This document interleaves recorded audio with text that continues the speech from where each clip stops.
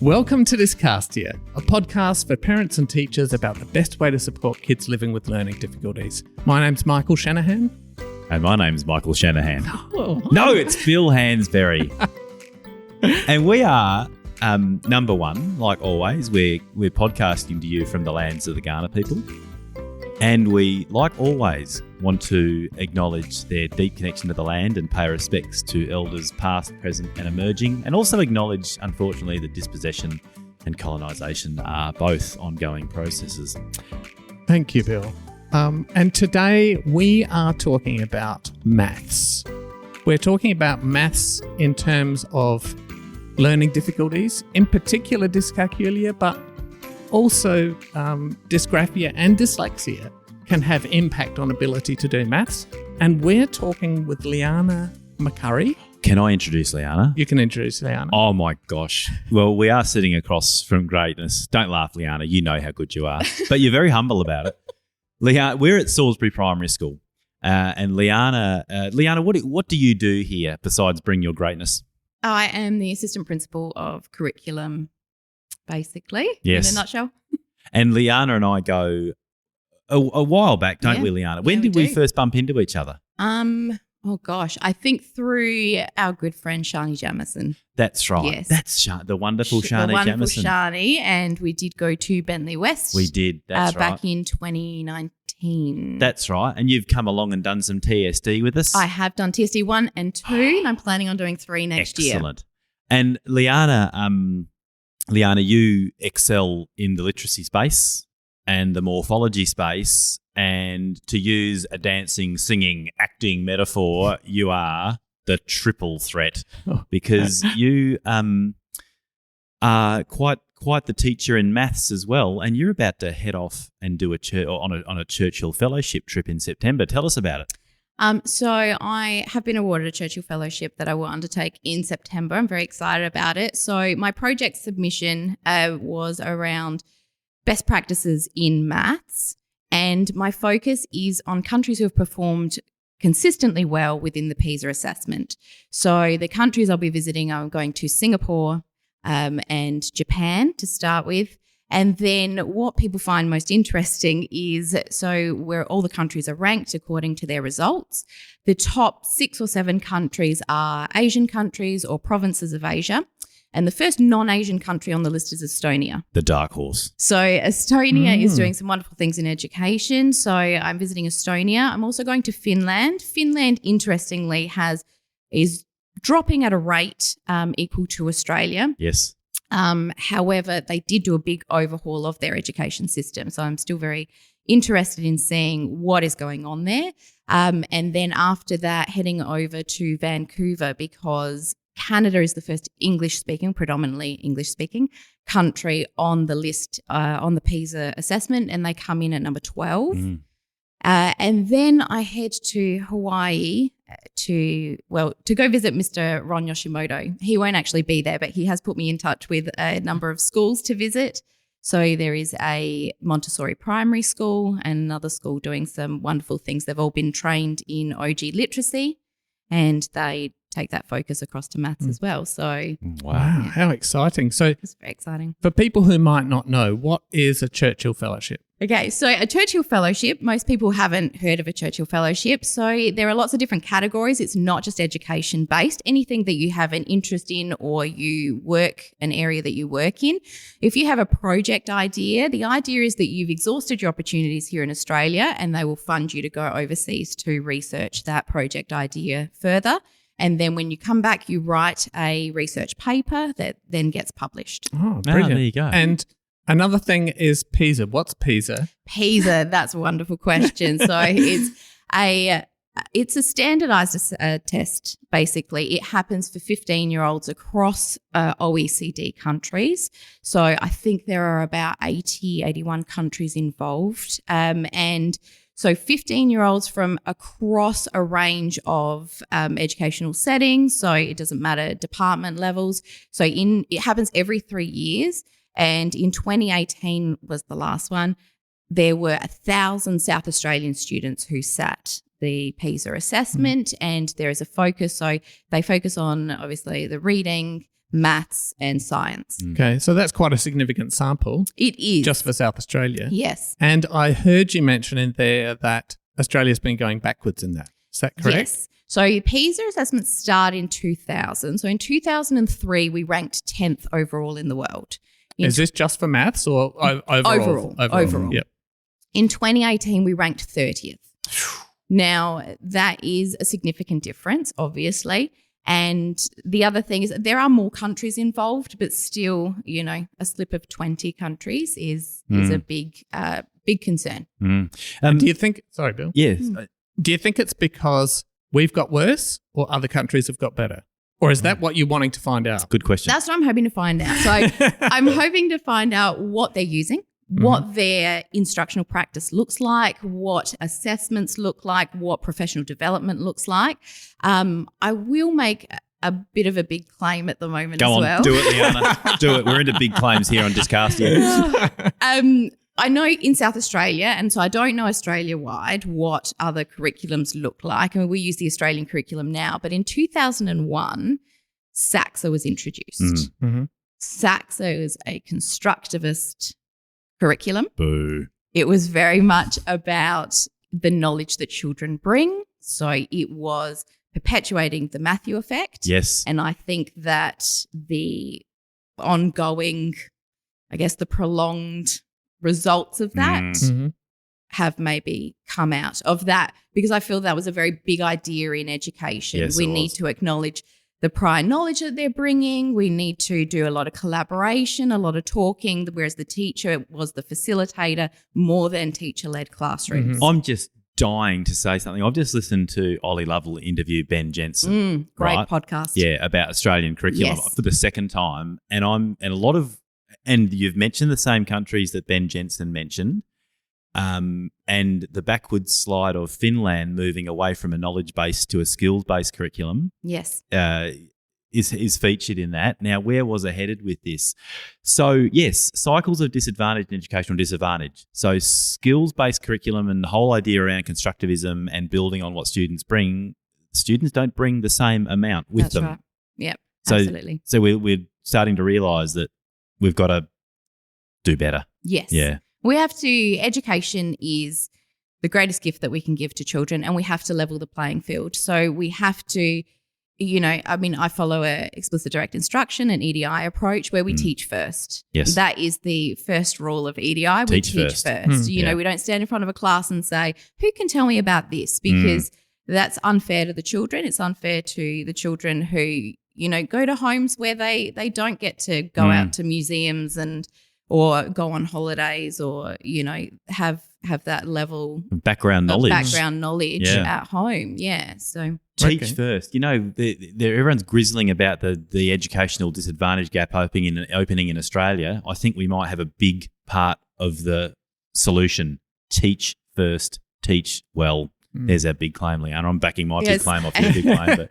Okay, so with literacy, we've got this tiered system where it's tier 1, 2, 3, where, tier 1, general classroom instruction, everyone gets the same thing, a little bit of differentiation. Tier 2, kids who are struggling, you might take them into small groups and do a bit more intensive work.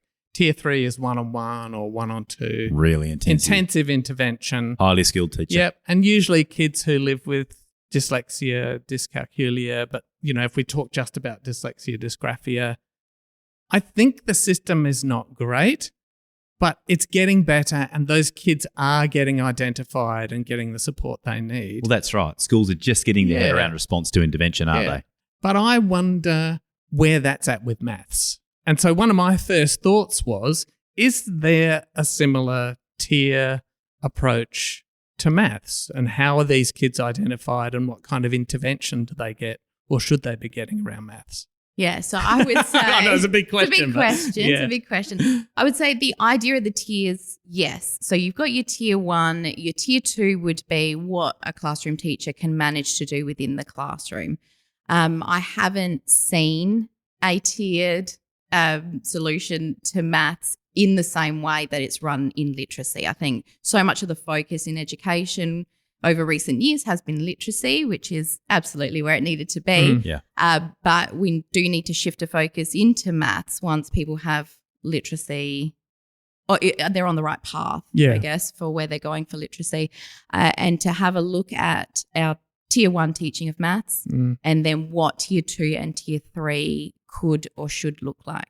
So it's a bit behind, isn't it? It is, I think it's quite Yeah. behind. I mean, So I why? totally get the triaging Yeah. of literacy, Yes. you know, because you need literacy to do maths. Absolutely. Basically. And So it's a real starting point. Yeah, improvements in literacy is shown to improve maths results as well because figure. maths is so vocab based. Yep. You know, it's all about language. Yeah. Yep. But sorry, Bill, what were you going to say? I was going to go, well, why? Why don't we think about, well, why are we a bit slower to think about a 3-tiered model of intervention for maths? What is there something in the culture? Do we expect some people just to get maths and some people not to get it? I think that there are a number of things. First of all, I don't know that there's a whole lot of readily available good quality professional development for teachers to access. But I also think, and I know that we've spoken about this before, it's more acceptable to say, oh, well, I'm not a maths person. Yeah. I was at LGU training recently and I was in the dyslexia course. And This is the South Australian the South Literacy Australian Guarantee Literacy Unit. Guarantee Yeah. Unit. Gotcha. Sorry, No, you're good. department. I just talk in acronyms, sorry. And, you know, she was saying if you go out to dinner, it's very common you get the bill, you just hand it to the maths person. Yeah. But you can't turn around and say, oh, can you read this menu for me? Because I can't read. Yeah. So it's more acceptable to Yeah. be not good at maths. You just go, oh, I'm not a maths person. And we form that opinion of ourselves very young. Yeah. You can say to children, like, how do you feel about maths? They will tell you straight away, I hate maths. Yeah. Don't like it. Yeah. So we form that opinion so early and then it's ingrained. But it's more culturally acceptable. Yeah. So, and I think that you're either someone, as a teacher, again, either you enjoy teaching maths or you don't. And if you don't enjoy teaching maths or you don't feel confident, then you're going to teach literacy more. Yep. And if something you don't have time to fit everything in your day, maths will go over literacy. Yeah. So Yeah. So it's really neglected, isn't it? I think so. And it's a bit sad because maths is part of everyday life. Absolutely. And the psychological impact on kids is just as great. Yeah. Perhaps even more so in some circumstances because kids who really struggle. Yeah. Really. And, you know, maths is such a mystery to them. Oh, Yes. And I see them, you know, I definitely think the kids that I see for maths intervention are on the whole older than kids for literacy intervention because I think it takes longer until it becomes, you know, obvious that they need some support, which kind of makes it harder because now their sort of self-concept around maths is is very difficult to turn around and they develop a lot of maths anxiety. Absolutely. Yeah, I did. I cried every year 5 lesson. Yeah. And I was a bit of a sook, but I did. And you've also got, because by the time you hit upper primary, if your number concepts aren't solid, you're going to be very lost. That was my issue. Because Yeah. everything, you know, hinders on you having that knowledge for you to move on. You know, if you don't have knowledge of multiplication and basic 4 operations, then you can't do fractions and decimals and percentages. Yeah. And you're just looking at these abstract concepts that actually make no sense to you whatsoever. Right. And then by the time we get to year 5, a lot more of the curriculum is based around the measurement and geometry aspect, and there's a lot of spatial awareness. Yeah. And so if you are someone who struggles with that visualization, then you're going to struggle with a lot of the curriculum as well. So, you know, not only are you struggling with the number aspect, but then you're also struggling with the measurement and geometry aspect. Okay. So you're struggling. there's a lot to maths, isn't there? There's a lot There to is. maths. You know, there's time, there's money, there's Yes. percentages, there's probability. Like, that's what I was saying before. There's a huge amount of stuff Algebra. in the curriculum Yeah. for kids to get their head around. Yes. And so let's think about that for a sec. You know, I'm working in a school as a teacher, and perhaps maths isn't my strength. There is a lot of support and structure around literacy. There are lots of programs available. You know, yes, you have to choose the right program, but it sounds to me like there isn't that network of support around maths. Yes. And so if you're a teacher in a school, you're not feeling confident yourself with maths, You've got kids in your class who are struggling. What do you do? Great question. How do you support those kids? Yes. If there isn't that infrastructure in place? So I would say Thinking Forward Educators has a maths network with some great webinars, podcasts to get you started. I would absolutely go there. But I think all teachers should be trained in explicit direct instruction. Yep. It is absolutely the way that we need to go because it works. It's a lesson structure. So that's number one, is your lesson structure needs to be organised. Yep. And then I'm very, very fortunate. I'm within a school that has complete consistency whole school wide. Oh, let's just actually plug where we are. Yeah. This is Salisbury Primary School in South Australia, people. Centre of excellence in all things teaching and learning. And it's no coincidence that people like Liana end up here. Mm. So, and we run study tours here. This is how good this place is. But anyway, I just had to get that plug in. I felt obliged. Yes, yes. And so you're in a well-functioning school. I'm in a very, very highly functioning. And so what sort of support networks do you have around this? Yeah, so as the assistant principal, one of the reasons that I was brought in was for my maths knowledge. And so I have developed over the last few years whole school scope and sequences, so that breaks down what to teach when, so that it's progressive and developmental. And also, because I think it's really important. I know when I was in the classroom and I had year ones, and I was doing a master's degree in maths. And so what that forced me to do was read a lot of the research, which was great. And it tied in when I went to Bentley West, which was wonderful. And I spoke to Stephen Capp, the principal there, and he put me on the path of cognitive load and John Sweller's book. Yep.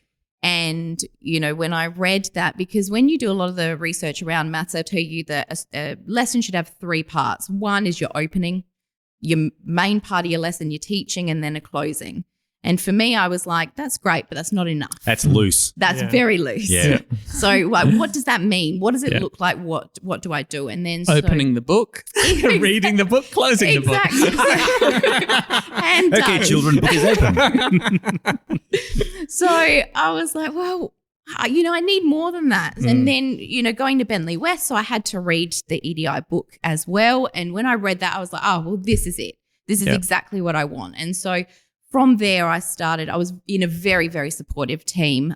Shout out to my team back then, because we did so much together. And so I could plan maths and they would all implement it, and we all took different areas. So I could focus solely on doing that. And that's something this school does really well, is that team planning. Yes. So it means that you can focus on something that you're interested in and plan it well, because we know, especially as primary school teachers, you can't cover everything. So you need to focus, where's your attention going to go? Where's the best bang for buck? Exactly. And team planning is so important. Collective teacher efficacy, Absolutely. effect size, huge. Yes. It's up there, isn't it? Yeah. Absolutely. Yeah. So and John had his work, the 10 most effective high impact teaching strategies, EDI. Yeah. Like they're all 10 strategies are within an EDI lesson. And EDI is I'm doing another deep dive into Rosenshine's principles of instruction, and you just see it right through any good direct instruction model. Yes. You see that stuff, and oh my gosh, it's just such common sense. So all right, the components of a math lesson. So if beginning, middle and end isn't enough, No. what are we talking about here? Absolutely. So in EDI, you've got 7 lesson components. It's very, very specific. So you start with activating prior knowledge. So I always say to people, you may have taught a lesson on fractions. It went really well. Kids were engaged. Fabulous. You come back the next day and you're like, who can tell me about what we did yesterday? Maybe in their day, your fractions lesson wasn't the most exciting thing that happened. I know it's very painful for us to think about as teachers, but maybe the kids had soccer practice. Maybe they had an argument with a sibling, You don't know what's happened in their lives, and they come back the next day, and how many times do you get, I don't know. Yep. So that's why we come back to teach first. Hey, Liana, So- okay, just give us the morphology of the word fraction, will you? Oh, fraction. Fract means to break. Yeah. So. ION is an actual state of result of. So. Sorry, couldn't help it. Fraction is the result of breaking. Broken numbers. Mm. Okay. Fracture is always my Stop it. why. Okay. Yeah, Let's keep. But Liana and I do equal this. fractures, though. Is this weird equal fracture? absolutely. It's an equal fracture. Yeah, it's gonna be an equal Yes. fracture. Yes. So, so that's the thing. So they come back and you are not, you weren't the most exciting part of their day. So we have to review, and based on Ebbinghouse's forgetting curve Yeah. that we know really well, and we know cognitive load, we know that learning is not retained unless it's reviewed over Correct. and over and over again. And when you think that, they've had enough, keep going. Yes. That is probably the biggest thing I can tell people is review. We want overlearning. We Yes. because we want to develop the automaticity. Absolutely. So Oh. when they're faced with a problem, Yes. they're not having to use all that brain Yes. power to work out what this question means Yes. because the language is difficult. It's Yes. using, and those examiners always throw in that The curly wobbly, language, the curly one. the obscure term to talk Yeah. about Yes. something. Yeah. And so you got to get that automatic. So Chunked and automated, that, Mr. so they've got Shanahan. enough free brain power. Yes. And that's what that repetition and automation does. Absolutely. And, it comes back to cognitive load and working memory. So for our children who have poor working memory, they need more repetitions Yes. than a child who has a better working memory. So we go over and over. And I always say to people, your review could take 3 to 5 minutes of your lesson. It could take 20 minutes. Always be guided by what your children need. Yeah. Mm. So when I taught year ones, we counted to and from 120 each day. So I needed them to understand, because a lot of the times in year one, you get kids who can rote count to 100, Yep. but they actually don't understand the pattern happening in numbers. They don't understand the quantities of those numbers. Mm. And they go to 100, and when you ask them to write 101, they'll write 1001 Yep. Yeah. because they don't understand place value. Yes. So that is rote learning. Yep. Yep. What we want is conceptual understanding. Mm. Yep. And that's the difference. There's a big difference when we say surface learning. People think that surface learning is rote learning. It's not actually. It's good conceptual understanding. Mm. And Yes. you cannot move to deep learning or transfer of learning unless you have really solid surface learning. That's right. And it's the surface learning that chunks and automates those lower level tasks, Yes. puts them in long-term memory. So Yeah. when they come back into working memory, they don't take up as much space. Exactly. They don't need the conscious effort to be thought of and held. Exactly. Yeah. And so do you think maybe sometimes that's lost and we just do the surface learning repetition? I see kids who know their times tables. Yes. They have no idea what it actually means. Yes. They have no idea what they're doing. It's just a random bunch of Yes. facts that they can rattle off because they've learnt it.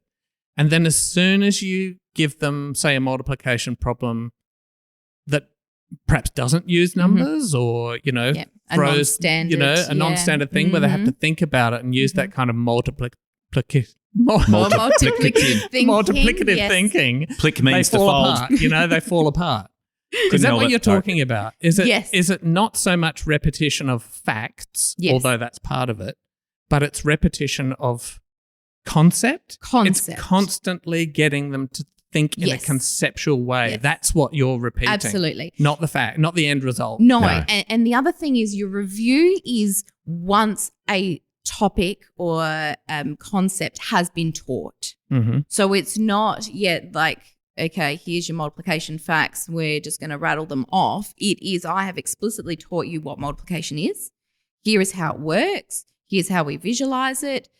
Now that you have a conceptual understanding, now we can review. Mm. Mm-hmm. And because when we're talking about multiplication facts as well, you're talking about the equation. You probably see in your mind, 4 times 3 equals 12. But that's the abstract concept. Yes. So when we're teaching a concept, so again, I'm very fortunate to be in a school that has a whole school approach.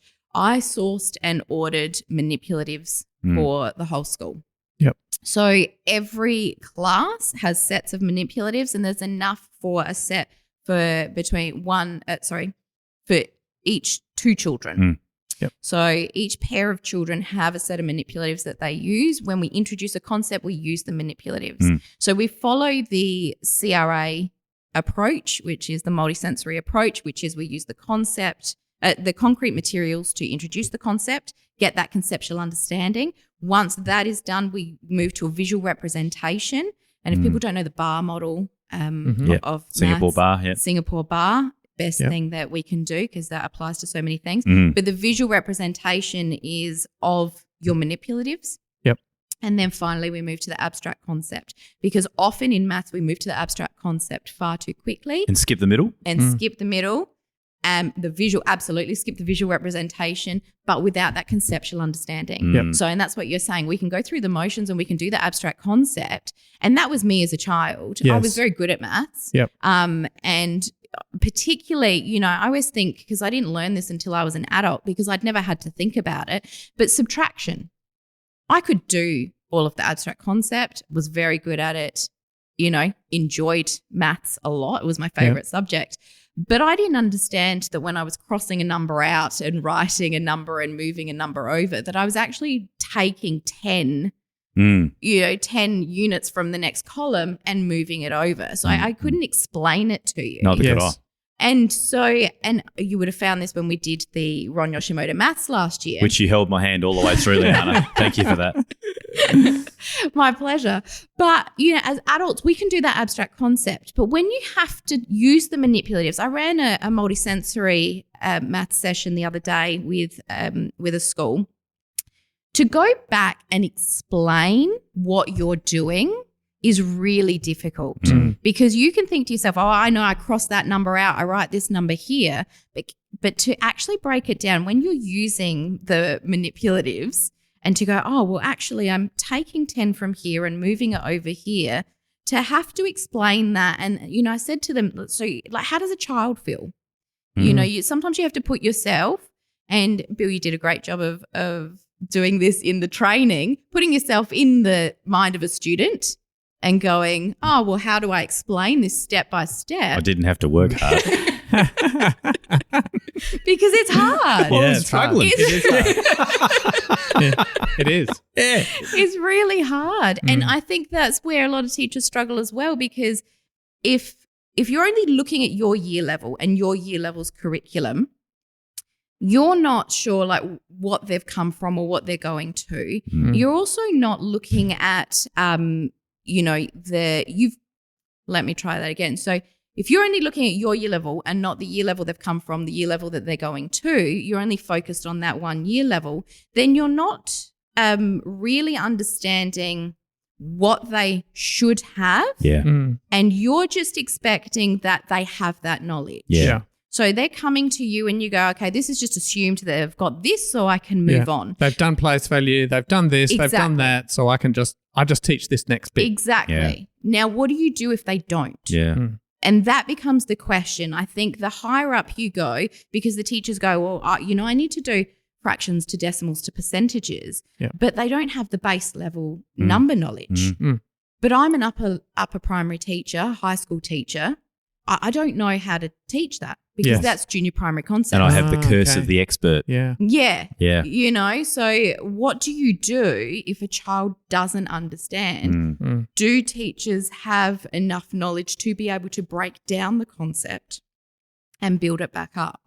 So I think that, and see, that's where I think your professional development probably needs to come in to make teachers comfortable with how to break concepts down. Yeah. And so that's, you know, and we're back now to, you know, this intervention. Yes. The, you know, tier 1, tier 2 or tier 3 kids in your class who haven't, you know, schools move too fast for them. Yes. Yeah. And they're, like you say, doing, you know, reasonably complex algorithms, you know, carrying and so on that requires place value knowledge.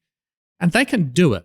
You know what I mean? They can parrot it and do the procedure, but they can make simple mistakes as well and not spot that they've made a mistake because they just, you know, started from the left instead of starting, you know, they started from the hundreds instead of starting from the units and they still follow the algorithm. They come up with a totally wrong answer, but they have no idea that it's wrong or why because, you know, I followed the algorithm. Absolutely. And so... I'm just waving to kids outside. Sorry, couldn't help it. Keep going, Michael. And so in that intervention, you're saying it's really about going back to those concrete concepts. Now, as a method? Is that what you're saying? So what I'm saying, so within your tier 1, Yep. use manipulatives where possible. Yeah. Right. So everyone's got that common language. So I always say, I had year 4, 5s last year, for example. We all use the manipulatives every time. We need to move away from the idea that manipulatives are only for children who struggle. For little kids. Yeah. And by manipulatives, what kinds of things are you using? That's a great question. So we use wooden blocks. Now, most people will think of Cuisenaire rods. Yeah. Similar to Cuisenaire, the difference is they have the markings in them. So Cuisenaire rods have no markings on them. Yeah. So, a number 5 is just a number 5 and it's just a rod. It's just a rod. That's equal to the length of 5 small rods. And it makes sense when you've got all of your rods lined up. Yeah. So these ones have the lines in there. Yeah. So should the children need to, they can actually count. Yeah. So they're base 10 base counters. So there's 1s, there's 2s, there's 3s, there are. As rods with little markers on them. Yes, there are. We've said the word rod a lot. We have. And anything else other than those? So those are what we use like across our tier 1, and you can do most concepts with that. Yep. There are also, the other thing I would look at is the double-sided counters are really good. The 2 colours? The 2 colours, Yeah. I was watching a video. I can't remember the name, Graham something, Patterson maybe. We'll put it in the show notes. I will do it in the show notes. And he has some videos and he was explaining multiplication of fractions using the 2 coloured counters, and it was just such a great visual to explain. And I think often, particularly with fractions, we only connect it to shapes. Yeah. And so when you're then talking about fractions of numbers, which is where we use fractions more, Yes. apart from like soccer fields and netball, sports related things. But I'm sick of pizzas. Pizzas and sandwiches. Yeah. We need to understand fractions of numbers. Yes. And so that concept he did really well in this video, showing the 2-sided counters. Yeah. So, Right. So it's about real world mathematics. Yes. Right. It's like, that's what the manipulatives are. It gets it out of that abstract number realm Yes. and into actually physically making an addition. Absolutely. Lessons laid on example, working memory, because there it is. Yes. What does 3 plus 2 actually mean? Yeah. Yes. Like, what are we talking about? What is, the conceptual understanding? So, and we find as well, children understand addition, for example, a lot more easily than subtraction, and they get multiplication a lot more easily than division. Yeah. So with the idea of using the bar model as a visual for the manipulatives, if you have a 5 bar and then you have a 2 bar and a 3 bar underneath it, you can see that 2 plus 3 will give me 5, but 3 plus 2 will give me 5 if I swap them round. Yes. But also 5 take away that 3, I'm left with 2. 5 take away 2 leaves me 3. So what we're doing is trying to make those connections really early so that we can see that we're actually talking about the same thing. It's just, two sides of the same coin. So we want to make those connections. But, if we were doing that with receptions, and so they get the idea of 1 more and 1 less because we could line the bars up. Yep. So they got that really quickly because they can count up and they can count down. And it's just so visual and so easy for them to get that idea. Yeah. 1 more, 1 less, the language. We can't avoid this. So vocabulary is so important in maths. And Yeah. I know that we have had this discussion lately because we've been picking out words that you can use for morphology in maths. One of my favorite things. So, I think like with literacy, is it magic E? Is it silent E? Is it, what are all the different Split jobs vowel. of E? Yeah. Split vowel. That same thing, having a consistent vocabulary across the school. Well, what are we calling this? What is it going to be? So a consistent vocabulary, and I imagine a flexible vocabulary. yes. Because, you think of addition. Mm-hmm. There are probably 50 ways Yes. to say add. Yes. Aren't they? Add, Absolutely. sum, plus, total, increase, combine. Yes. They all add, aren't they? Yes. And that can be extremely confusing. Yes. But For so a kid. put all of that language in your scope and sequence and teach it in a strategic way. yes. Yeah. So, as a practical example, I was working with a year 3 kid just this week, And I said, today we're working on addition. And she said, I've never heard of that. Wow. What is addition? Yeah. And she said, oh, hold on a sec. No, I know what it is. It's this, isn't it? And she drew a division sign. Because addition kind of sounds like division. Yes. And then I said, oh, it's when you add this to this. And she said, oh, adding. Yeah, I know adding. Yes. But she knew what adding was, but she didn't know what addition was. Did you take her straight to the word tracker? No. Oh, missed opportunity. And so that's the kind of language confusion that's difficult for kids, isn't it? Definitely. And why that whole school consistency helps, because if one teacher is calling it this and another teacher calling it that from one year to the next, that could be quite confusing for a kid. So that's why we've steered far away from our EDI structure. But when you do your lesson objective, whatever language and vocabulary is in there, you explain in your concept development. Yeah. So if there is words like fraction, even though, we assume that children understand what they mean, but I give the example of, we're learning to calculate the perimeter of regular shapes. Well, what is a regular shape? What am I actually talking about? Yeah. You know the word regular. Yep. You're very comfortable with that word, but what am I actually talking about? Perimeter is a great one. Peri means around. Meter means to measure. Perimeter means to measure around. Oh, I love morphology. Such a nerd. But it provides a real hook for kids, doesn't it? Exactly. And so every time I ask my children, well, what does peri mean? They could tell me peri means around, meter means to measure, you know. So the words that we use are very important, and we need to not assume that they understand things because they may not understand it within the context that we're talking about. Yes. Yeah. So we want to break down those words, and that's why in an EDI lesson, you do your lesson objective followed by your concept development. So that's where you're talking about specific vocabulary. Yep. And so that's when you can talk about, okay, well, here is addition. Here are some other words we may use. But you also want to be very specific about what is the focus of your lesson. Like, I'm not going to give them 10 questions with 10 different ways to say add together. Yeah. Find the sum of this, Yeah. You could introduce it gradually with your language, because otherwise we're just a total overload. But Yeah. Oh, that's interesting. And so we've been talking about a typical lesson structure. Yes. So we had we did. I think we started there. That's where we started. And then we went into so we had the opening of the lesson, and then we had the revision. Yes. And then we were just then talking about explicit, here's the teaching point. Teach first. For this. Yes. What's next in the lesson? Yeah. So exactly right. So you'd activate your prior knowledge, then you do your lesson objective, lesson intention, whatever, learning intention, whatever language you use. And you will tell the students the learning intention? And you will tell the students, and I do it in a way where I will read it to them, and we do, the tracking together. They will read it. I will get them to read it back to me, tell a partner. I always say to people, what you're doing in the lesson, it's not a secret. It's not for you to keep in your head. So it's not a surprise. Great for the mystery students. reveal. That's exactly, when they go, what are we doing today? You know, we need to tell them. Yeah. Then you would do your concept development, which is breaking down any vocabulary or anything they will need for your lesson to understand. Then you go into the main part of your lesson, which is your I do, we do. I think most people listening to this podcast would be familiar with the I do, we do, you do concept. Yeah, perhaps not parents. Perhaps not. No, absolutely. So I that think was it's Anita real, Archer that it's first a real coined it. teaching. Yes. It's teaching terminology. Yes, it is teaching so it's terminology. probably worth just talking about what that means. Yeah. It's direct instruction terminology, isn't it? Yes, it is. So, and Anita Archer, a wonderful lady. Oh, and I just when you're talking about revision, when she said that as far as we know, no child's died from repetition yet. Yes.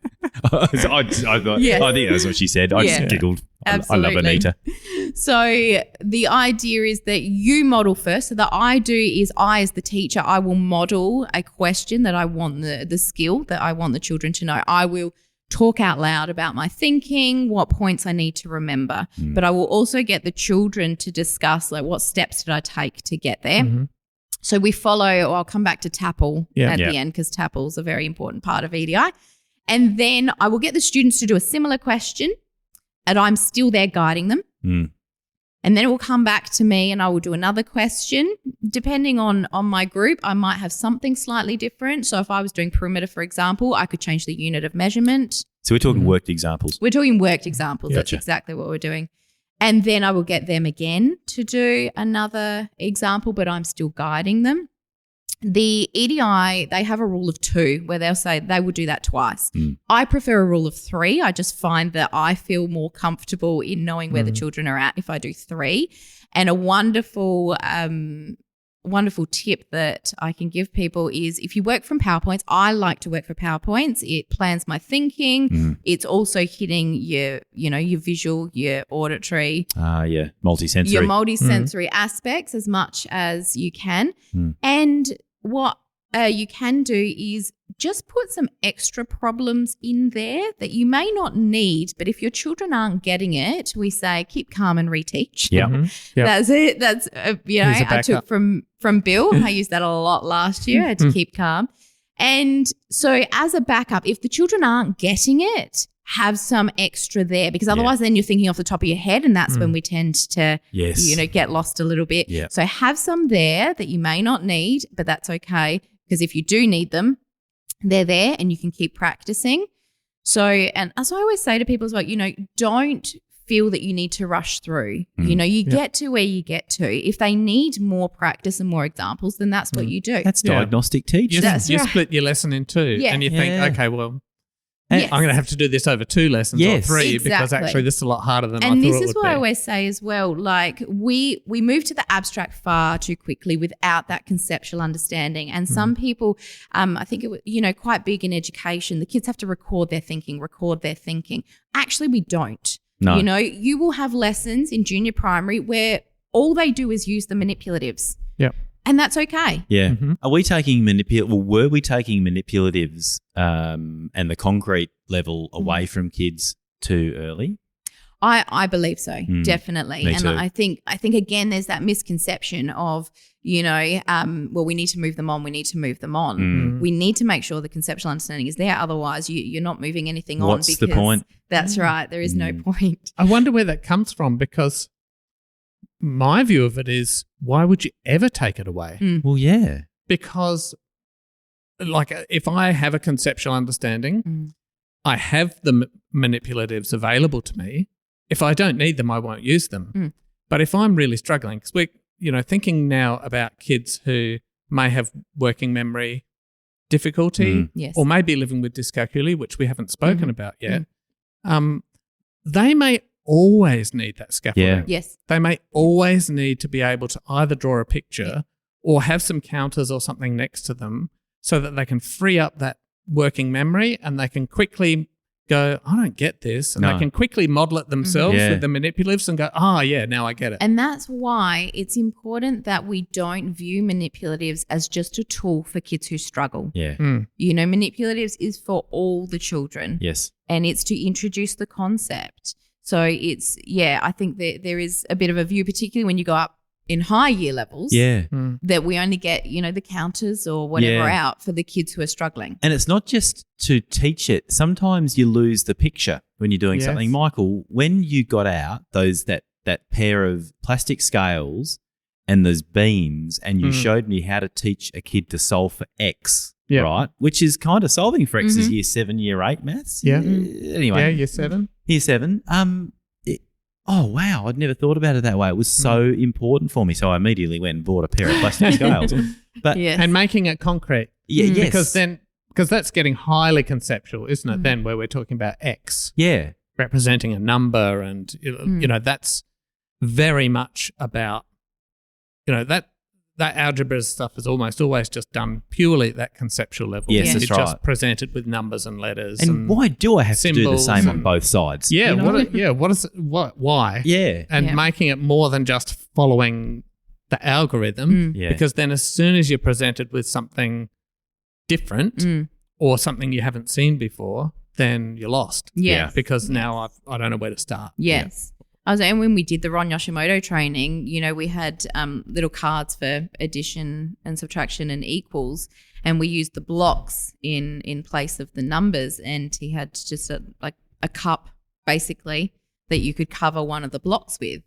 And, that's very simple algebra, which if done in the right way can be done with junior primary children. Yeah. Because it's like, okay, well, what am I trying to work out? Well, what's under the cup here? Yep. How am I going to use what I've got to work that out? Yeah.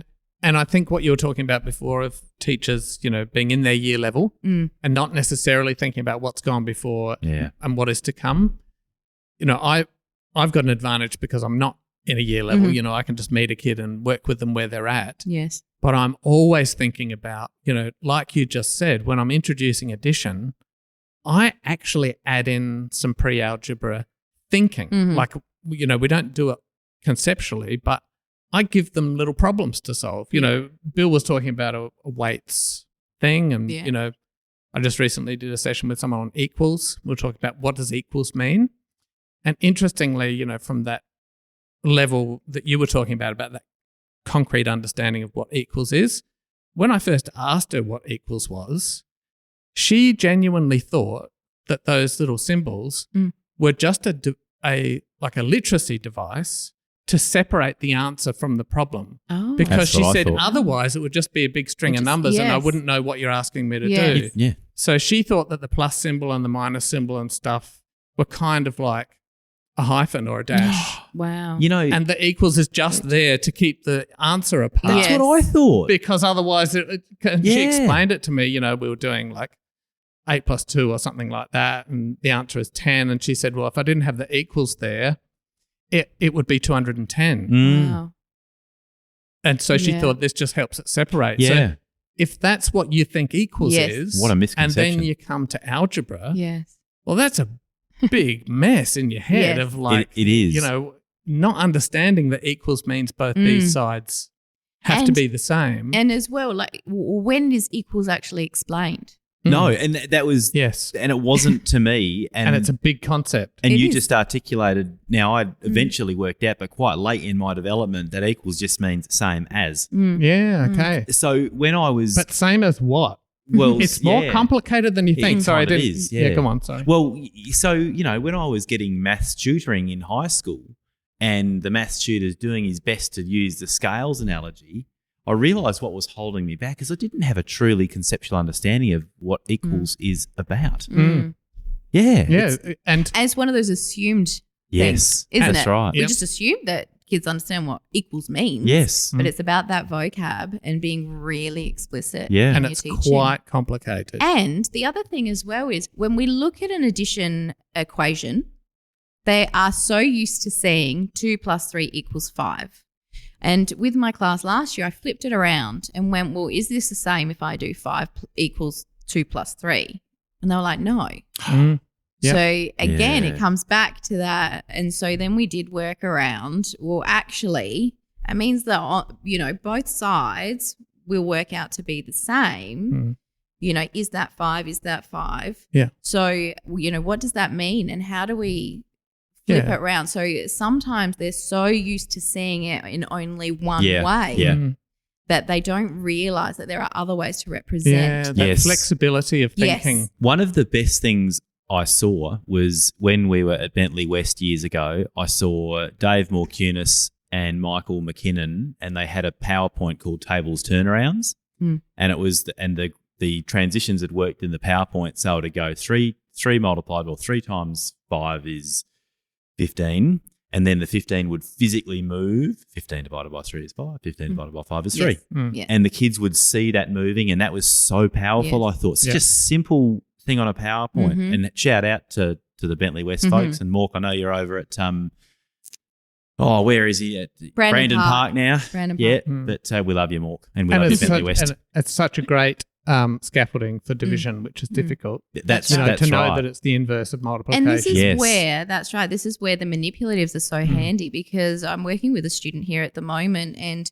explaining that division works out exactly the same. I'm just looking at it in a different way. Yep. So we went through, 3 times tables, and I think we did like 3 times 4, and then showed her how 4 times 3 is the same as well. You know, and that's something that we sort of, I think, take for granted as adults. And again, it's that assumed knowledge, or, you know, well, it's the same answer, so they should see that, you know, it's the same amount. But when you actually take manipulatives and put them on top and you go, oh, well, that's exactly the same. It's just counting in a different number. You know, it's really powerful. And then taking that 12 and saying, well, you know, if I take 12 and I'm making groups of 4, like how many groups do I have? But if I'm making groups of 3, how many do I have? You know, and for her, you can see when kids make that connection in their heads, you see it instantly, don't you? You know, and she was like, is that all it is? And I was like, that's all it is. What a great thing. Really? Is that all it is? Yeah. I remember teaching a child to read the clock once and, you know, and he looked at it and I was like, this is this and this is this. And he's like, so you're telling me, like, if I do this, this is the time? And I was like, yeah. And he's like, is that all? Is that all? Is that all? You know what that is? That is excellent teaching. And every bloomin' teacher, primary teacher, when you just said teaching kids, the clock went, heads went down everywhere because they always forget from year level to year level. Tricky. I will say as well, I mean, obviously, one-on-one teaching makes things much easier. It does. You know, as opposed to being in a classroom. So, but that's why, you know, and that's why I developed the scope and sequences for the whole school was, you know, because when I taught year 1, I did think to myself, okay, well, what did they come from? What did they do? And where are they going? So I developed a scope and sequence like for year 1 and then did reception in year 2 and then just kind of kept going. So that sounds like absolute gold to me, because the biggest problem I had when I started tutoring, you know, because my daughter was diagnosed with dyscalculia and I couldn't find a tutor anywhere. Yes. And look, I've never really been very good at maths, but I was okay at maths. Like I didn't have maths anxiety kind of thing. I thought, yeah, I could do this. So I started tutoring her and kind of at that point realised how complicated it all was. And I looked at the curriculum and it wasn't very helpful. No. It's fairly loose. Regarding, It is. it tells me what I have to teach, but there's no clues as to how or what sequence to do it in. Yes. And I reckon I went on I think it probably took me more than a year to find a sequence. Now, I compare that to literacy and I think, you know, I look at the Playberry program or any number of literacy programs out there and they are structured, sequenced, fine-grained. You teach this, you teach this, you teach this, and you look at the logic of it and it's brilliant and everything builds on the previous step. And I could not, I think even to this day, find anything like that for maths that says, okay, in an intervention situation, you've got a kid living with dyscalculia, so we're not talking about the typical maths difficulties. This is someone living with dyslexia. This is someone who, you know, has that kind of fundamental issues, understanding magnitude. And that's right. Yeah. And so they need a sequence. You know, you need to have this tiny, fine-grained step-by-step that takes them from where do you start? And like with what I do now, I start with what's a number? Like, what is a number? Yes. You know, and that's actually quite a big concept, you know, because it's actually a constructed thing. You know, getting a kid to think about what is a number is quite big. But if you've never done that and you struggle with what numbers are, you need to be explicitly taught what a number is. And how is a number different to a digit? Or a numeral. Or a numeral. That's right. So, and this is where, you know, maths is vocabulary. Yeah. So I'm just going to pull on the first thread here is, okay, why aren't we making mathematics curriculum as explicit as a really good structured literacy curriculum? Yeah, or at least have an intervention that's that explicit. Yeah. And I got, again, Ben Jensen on the ERRR podcast saying, you know what lifts teacher efficiency better than good teacher training? Giving them a really good curriculum and a good resource. Yep. You know, not to say that resources will replace teacher training ever, but it makes sense when you were just saying about if you give me a really clear roadmap that breaks the teaching and the sequence up really carefully and cleverly, you're going to make me a good teacher from the get-go automatically. Right. And if I'm not confident with maths, as we're saying many people are not, that's right, then you only have to be 1 or 2 steps ahead of the kid. Yeah, that's true. And you can trust the sequence and you Yes. can trust the program because somebody really clever has thought it through and That's said, hey, follow this sequence. Yeah. An expert And the kids has are put going it to together. get the knowledge that they Yes. need. Yes. You know, and it's diagnostic teaching. It's built-in revision and review, just like literacy. But Yeah. I'm yet to find a maths equivalent to that. Yeah. Oh, we'll do it. We'll do it in play very soon. Yeah. Don't worry. Yes. As Oka Education is a really good website to start with. Yep. It was made by Reed Smith, I believe, heads that one. Yeah. So that's a really good place for people to start Brilliant. as some simple stuff. But, you know, the other thing that I would say as well is where's the assessments? Mhm. Yeah. You know, I struggle to find schools that are doing really good assessments that can help you work out exactly what your children need. Yeah. So when you talk about literacy, you know, again, There's There a are things- smorgasbord of assessments. exactly, aren't there? you know, it's overwhelming. Yeah, I that's think, right. for- It's about for which one literacy. do I choose? There's so much choice. Exactly. But when you're talking about maths, it becomes a lot more limited. So, Yeah. So I use an assessment developed by Stephen Chin, who's like, you know, Yep. very well known Lovely dyscalculia man. expert. And I'll have to update this in the show notes because I'm really bad with names, but I think it's called More Trouble with Maths. Sounds right. And it's a book of maths assessment.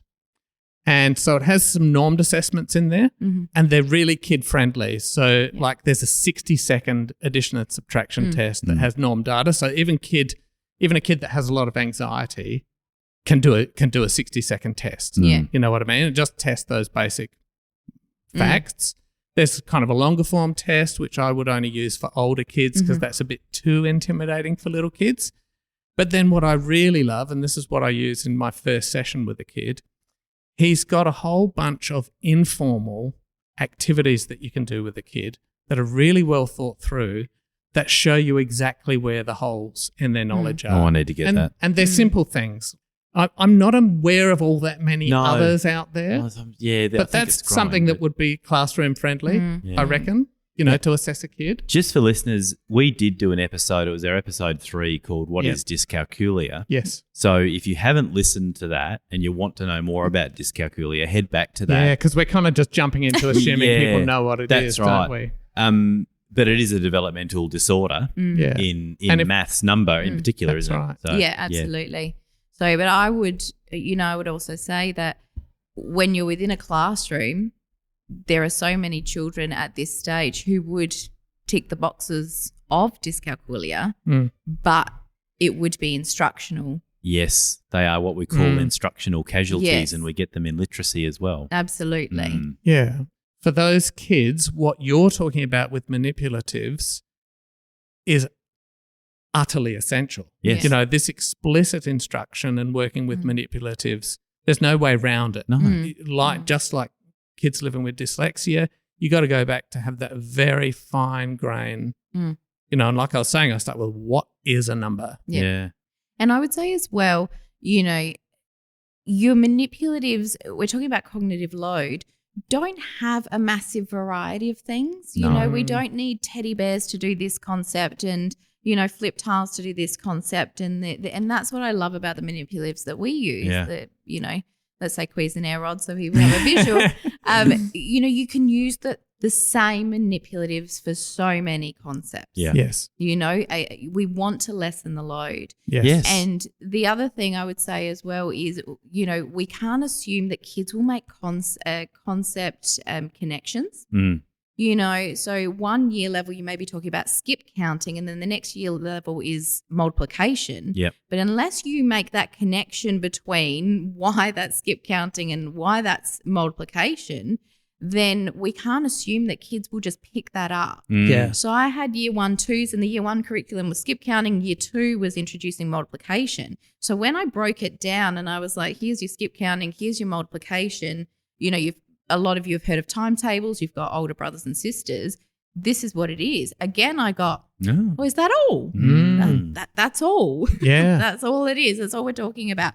So we need to be, again, really developmental, really progressive in making connections between topics, because otherwise these children who struggle are going to see addition as one thing, see subtraction as something else, see every concept that you're doing as so individual Yeah. when all numbers are connected. We're just using them in different ways. That's Liana, right. you You have just- really got to join those dots. Yes. for You them. do. And you just, a penny dropped for me when you said you don't need 58. Well, you didn't say 58, but you don't need Yeah. various manipulatives. If you have teddy bears for this and counters for that, Yeah. that is extraneous cognitive It is. load. Yeah. That is creating a problem, isn't it? Yes. So we're talking about keeping our manipulatives to a bare minimum, Mm-hmm. as well as making sure our language is is taught in a sequential way. So we're very cognizant of what we call what. Mm-hmm. I just got a quick story. I was working with a student once and he hit year 7 and his teacher was all of a sudden insisting on a different looking division frame when the division algorithms were done. You have one with the curve and the straight line on top, and he just wanted a right angle. Right. And this threw poor old Josh, knocked him sideways. And number one, it highlighted to me that, like a lot of kids, Josh's understanding of what division is was probably shaky. But this teacher was insisting on this. And I was thinking, isn't that interesting? So he goes from year 6, where the division frame looks like this, into year 7. I think schools need to be making decisions about things like that as well. Mm. And I think that's a part of the bigger conversation that needs to happen, because there does need to be more consistency across the school. Because I think, in a lot of schools, it's just you are in your classroom. If you've got a team around you, great, but you're just kind of doing your own thing, and there's not those bigger conversations around, well, what are you doing here and what are you doing here and how do we tie that together? But it also comes to, I think we need to prioritize, like, what's important. Is the shape of the bracket the most important thing that we need? Yeah. Is that something we're going to get hung up on? And I know there's discussions around, when you're doing times tables, like which number should come first, the table that you're doing or the other number. Yeah. And I remember I asked Ron Yoshimoto and he was like, well, is that something we want to get hung up on? They need to know that it works both ways. Yeah. So what is our priority here? And that's thank you for that pushback on that, because that is important as well. What do we get our knickers in a knot about? Yeah. Yeah. Yeah. What matters? So if this kid's understanding of division was solid, would that have mattered? No. So yeah. Yeah. And I think we do need to show them that it comes in different ways. It can look like this. It can look like this. That's important. Yeah. It is. They need to have that flexibility. They need to have that knowledge. That's right. Exactly. So if it looks like this, I know that it means this, and this is how I'm going to work it out. Yeah. But, are we going to get hung up on, tiny little, how much of a curve there is? Or And for that kid, that created a piece of extraneous cognitive load that tipped him over the edge, but that was symptomatic of some deeper issues, I guess. Yeah. Okay. And that's the thing, I guess, if you struggle and you have a way that's working for you, to then perhaps be told, we need to make some changes here. It would be a total cognitive load issue. Yeah. Because then what are they then focusing on? They're focusing on the operation that needs to happen. Yeah, that's right. Or what it looks like. Yeah, correct. Yeah, spot on. So we've been talking about schools and how do schools, provide the best environment for kids. Yeah. So we've got, if I'm getting the formula right, you're using explicit direct instruction as a lesson kind of overall strategy for lesson structure. For your lesson structure. Absolutely. You've got a set scope and sequence that everyone understands and is following in the school. You are ensuring that manipulatives are used when all the concepts are introduced so that kids have a very solid understanding, not just a conceptual understanding of maths. You have a set of language. Yes. So with the scope and sequence, there is a vocabulary list as well for each part that we're teaching, the language that goes with it. And then we've spoken about the other barriers for teachers, which you mentioned is a lack of professional development, because, many teachers don't feel comfortable with maths because it is, as we've talked about, a bit of a cultural thing. And it is easy to kind of, put maths to the side and focus on something else. Yeah. And so we probably haven't got time to go into it here, but in the show notes, we'll put you mentioned a couple of professional development opportunities, but there are actually quite a few out there that are easily accessible so that as a team, the teachers in the school can be on the same page, do professional development and kind of develop that shared understanding of this is how we're doing this across the school. And that's the thing. It's probably a case of, teachers, they just don't know where to go, where to look. Yeah. And that all that stuff lowers curriculum variance. It makes sure that which classroom a kid gets isn't a lottery. Yes. Or such a lottery. Yeah. And then having a bit of a strategy for dealing with kids that need extra support. So having small group or one-on-one. It sounds to me like that's still a bit of a work in progress, not for you, but for the whole system, in regard to maths. Yes. We're probably getting better at it with literacy. Yeah, definitely. But in regard to maths, we're probably not quite there yet because I suppose as a system, we haven't got the fundamentals in place, which I think is probably part of what you're trying to do with your world tour and going and seeing the best practice. Oh, yeah, by the way, absolutely. So you can bring that back. Oh, yeah. Yeah, that'd be great. Yeah. No, it should be good. Yeah, so a system that's built in it, and we're really not there yet, are we? No. And it's kind of now, I think, a little unfairly left up to teachers. Oh, yeah. To manage that whole thing in their class. I hope you're listening, Akara. And if you're not strong with, you're not going to get much help from the curriculum. No. We're not going to be able to solve that here today, other than say there are resources out there. And often, as I found, it is just a matter of not looking in the right spots, knowing where to look or what acronyms to use when you're searching. You kind of have to know enough to find and sift through good resources. So hopefully we can help with that with the show notes and at least give people a spot to get started if they're interested. Yeah. And then what we haven't spoken about yet is the parent. And so as a parent, I'm kind of getting a sense here that it would be helpful if you're a parent with the capacity to kind of fill a little bit of a gap here. I know, sad to say, but I had to do it with my kid living with dyscalculia. So it'd be really interesting, I think, to talk about what could parents do at home to really support their kids. Because I think there are simple, fun things that you can do at home that build this number sense. Yeah. We talk about dyscalculia and this lack of number sense. Let's start with number then. Yeah. So what sort of stuff can parents be doing to support their kids? The first thing I always suggest is play games. So if you play something like Snakes and Ladders, for example, you're getting one-to-one correspondence when, you're moving your piece up. You're getting supertizing with your dice, so then being able to recognize the numbers without having to count the dots on the dice.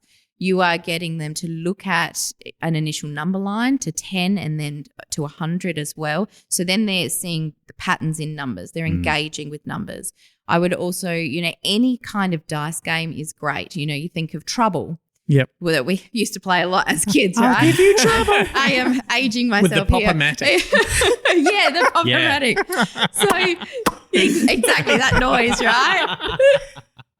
So you're getting that one-to-one correspondence when you're moving your pieces, but you're also then getting that, okay, well, how many more do I need to get here?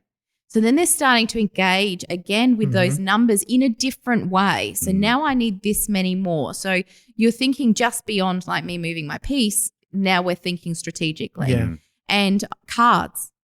Cards are, you're also supertizing there with cards and simple card games and, even just things like Go Fish because, I'm engaging with numbers, I'm seeing them. And I think we also need to remember when we use maths in our everyday lives as adults, it's usually problem solving. It's very practical. We don't do equations for the fun of it. Some of us might, but